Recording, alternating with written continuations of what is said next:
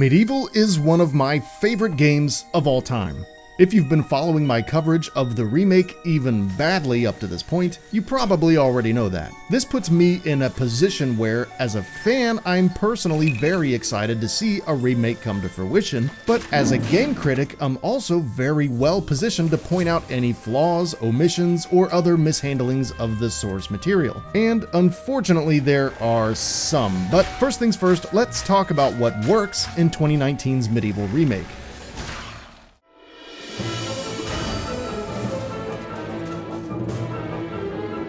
Right off the bat, as soon as the intro cinematic begins, MediEvil 2019 immediately shoots you right in the arm with a massive dose of nostalgia.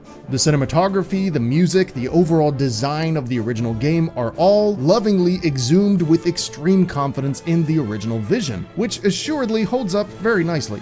The unholy blend of German expressionism, fantasy, and dark humor is still something that feels uniquely medieval. Even after 20 years, the creative spirit underneath Other Ocean's fresh coat of paint is still something to behold. And I would be tempted to check the pulse of anybody who says they're not at least a little enamored with it. Many of the locations and character designs look outstanding. They do lean heavily on the direction of the original, but with a moderate amount of creative tweaks around the edges, most of which I like.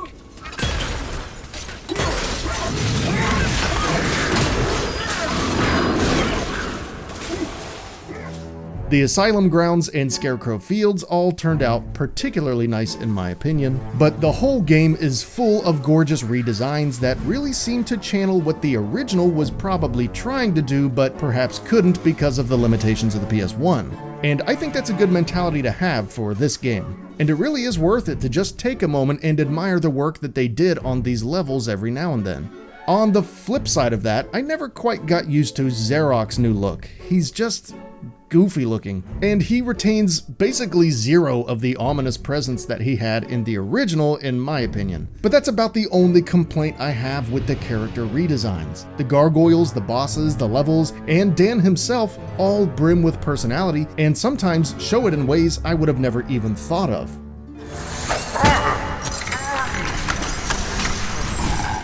Something I'm not seeing very many reviewers mention is the new content that was added to the levels in the form of lost souls. Completing these new little side missions and laying the souls to rest is a nice addition, and it's a creative reason to get us to replay the levels with some amusing changes thrown in, and I appreciate that.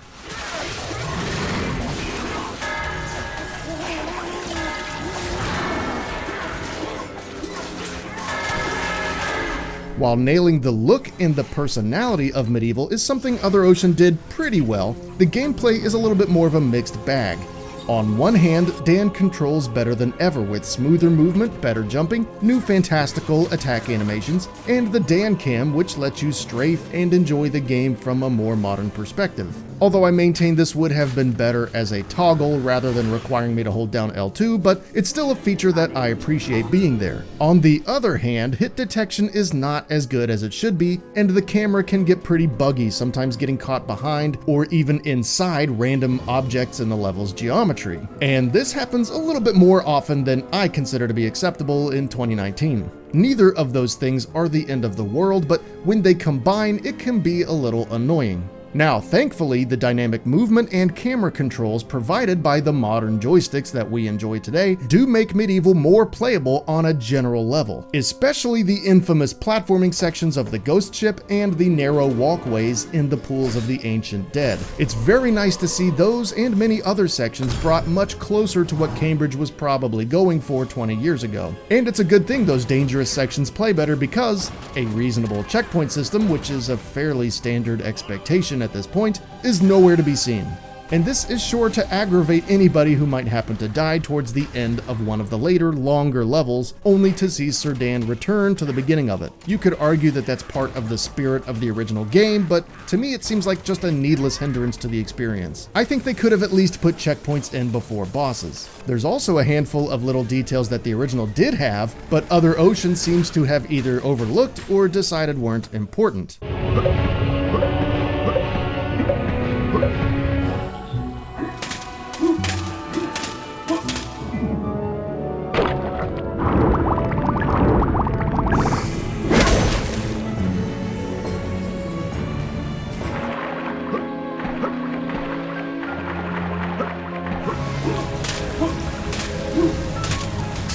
Overall, I would say the gameplay does take some interesting steps forward, but it also takes some baffling steps back, and it ends up just feeling very middle of the road to me, and it definitely could have been better than that. As you may have heard, the soundtrack has been rescored from the original, and while many of the melodies and basic structures of the original tunes will sound familiar, there are some surprises thrown in, and I think most of the songs in this remake are the best versions of them, with there being only a couple where I might still prefer the versions from the original or Resurrection. Bob and Barn definitely outdid themselves again with the soundtrack, and it ends up adding just as much charm and elegance to this game as the originals did with it.